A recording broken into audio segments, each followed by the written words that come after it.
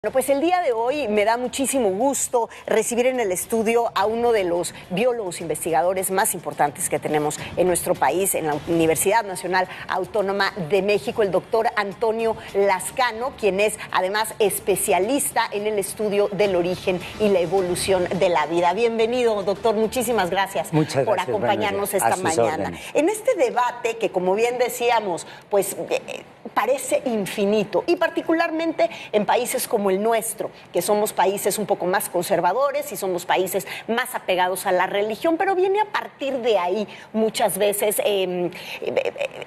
estos motivos por los cuales se defiende que se está interrumpiendo una vida. Pero ¿qué dice la ciencia? Usted ha escrito litros y litros de tinta al respecto del momento en el que realmente un ser humano comienza su vida. Bueno, lo que pasa es que yo creo que hay que distinguir entre lo que es una persona y lo que es una entidad biológica, en primer lugar.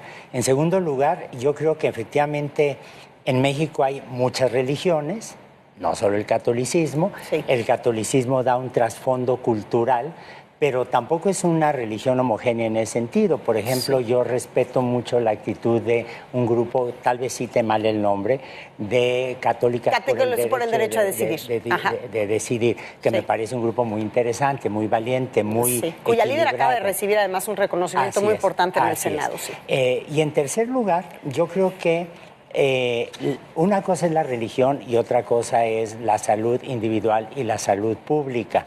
Y claramente yo creo que, y eso se lo he oído a muchas amigas feministas, yo creo que nadie está a favor del aborto. Nadie. Lo que nosotros estamos es en contra de que se penalice a las mujeres que abortan. Así es, la criminalización del aborto. Sí. Incluso cuando hay abortos espontáneos, porque sí, uno lee historias de horror de una muchacha, por ejemplo, que tuvo un aborto espontáneo y terminó y encarcelada por años. Así es, ¿no? Entonces yo creo que ahí hay que distinguir.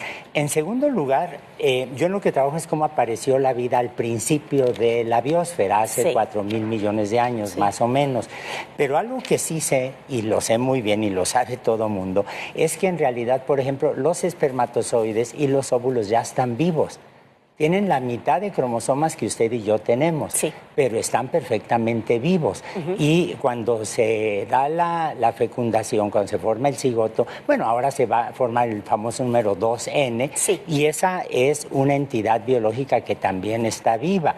Y se empieza a desarrollar, empieza a multiplicarse, pero si usted se da cuenta, y este es justo el punto que a mí de repente me llevó a estar involucrado en este asunto. En el debate.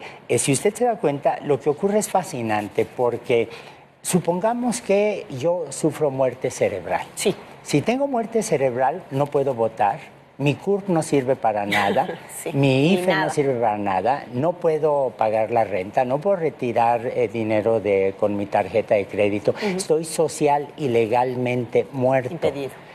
Muerto, ¿no? Porque entonces, sin que nadie sea acusado de criminal, me pueden retirar el corazón, los riñones, las córneas y usarlos para otra persona. Sí. Es decir, aunque hay atrás una visión reduccionista, en el momento en que hay muerte cerebral, claramente decimos la persona ya no es más. Entonces usted de lo que está hablando es a partir que la vida, digamos, legalmente podría iniciar a partir de donde inicia nuestra vida cerebral. La persona, la vida está allí. Sí. Cuando un espermatozoide está vivo. Como ente.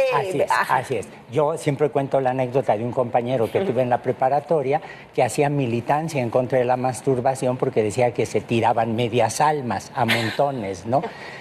El espermatozoide está vivo. El óvulo está vivo, el cigoto está vivo, por supuesto pero que no el embrión está vivo, pero no va a ser sino hasta que el ectodermo, que es una capa allí que se va desarrollando, en fin, durante todo el proceso embrionario, no es cuando empieza a aparecer actividad neuronal, cuando la sociedad ha decidido que en ese momento ya tenemos lo que puede ser considerado como el comienzo de una persona. ¿Y pero en qué momento ocurre eso? Bueno, eso es estadístico. En la gestación. Eso es estadístico, porque en realidad se puede dar por ahí de los 3 meses, pero en unos casos se puede adelantar y en otros se puede retrasar. Déjeme ponerle un ejemplo que me parece muy pertinente. Yo puedo apagar las luces del estudio y el estudio va a estar con las luces encendidas o con las luces apagadas. Sí. Es un sí o no. Usted dígame en qué momento termina el día o en qué momento comienza la playa. La naturaleza está llena de situaciones en las que vemos procesos. Y lo mismo pasa con el desarrollo embrionario. No hay un momento en el que uno pueda decidir que se trata de una persona. Y convencionalmente decimos que cuando hay actividad cerebral nerviosa, en ese momento ya podemos pensar que el embrión ya tiene derecho a tener una protección legal, jurídica, etcétera. Pero hay otro caso que es fascinante. Algunos de los críticos de esta postura dicen que el potencial para una persona ya está allí, desde el principio, desde que hay un cigoto. Sí. Y lo dicen en términos genéticos. Dicen, el DNA de un cigoto es el mismo DNA que usted y yo tenemos. Esto no siempre es cierto, porque puede haber, por ejemplo, abortos espontáneos, no sabemos cuántos hay. Claro. Hay casos de gemelos que son mezclados, tenemos los casos de siameses, pero para mí el caso más divertido, más chistoso es el de la placenta. ¿Usted sabe dónde terminó su placenta?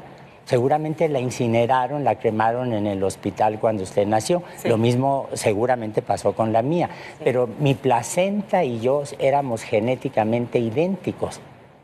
Y sin ningún problema, las placentas son incineradas. Y también tienen vida. Y nos deshacemos de la placenta de inmediato. Tienen el mismo DNA de usted y el mismo DNA mío. Entonces, yo creo que aquí lo que hay que entender es que la ciencia tiene una serie de cosas que decir, pero el problema del aborto es finalmente un problema ideológico que tiene que ver con los derechos de la mitad de la población, que son las mujeres, que ninguna mujer aborta por gusto y que ciertamente no se puede jugar con la trivialidad o la superficialidad con la que manejan distintas personas. No se puede suponer que la vida, la persona comienza en el momento en que hay un cigoto. Ya para terminar, doctor, ¿en qué momento vamos a elevar la discusión a la ciencia de esta forma? Bueno, la ciencia ha estado diciendo esto desde que tenemos embriología. Yo creo que en realidad... Sí, pero aquí... los legisladores desvían la mirada de ahí. Eso es lo que no queremos ver a veces. Porque yo creo que los legisladores y el Estado en general son muy poco sensibles a los descubrimientos o a los conceptos científicos. Y eso lo ve uno... ¿O lo usamos a conveniencia? Así es.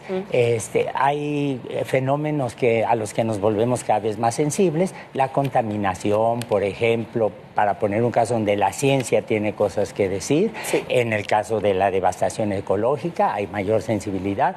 Pero cuando se toca el problema de la concepción de la vida, la concepción filosófica, social, jurídica de la vida, es donde yo creo que efectivamente deberíamos tener una mayor receptividad de todos los sectores de la sociedad y darnos cuenta que una cosa es un problema ideológico y otra cosa es lo que dice la ciencia. Sin duda. Pues, doctor, yo le agradezco muchísimo estos minutos aquí en Es de Mañana. El doctor Antonio Lascano, biólogo, importantísimo investigador, experto en el origen de la vida. Es muy generosa, muchas gracias.